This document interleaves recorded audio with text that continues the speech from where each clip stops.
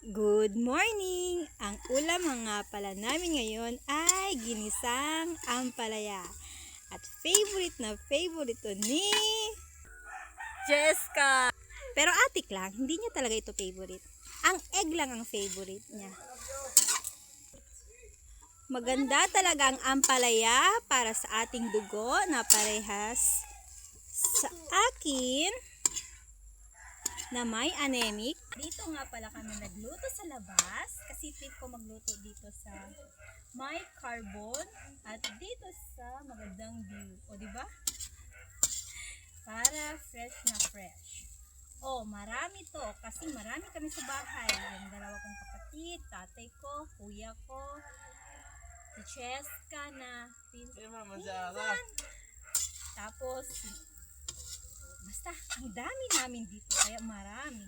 Tapos, isang lutuan na lang.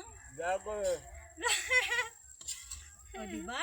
Masarap na siya. Favorite pa ni Janine. As in, yung totoong favorite niya. Nanay Malbi Yan lang po. Salamat sa panonood. Bye!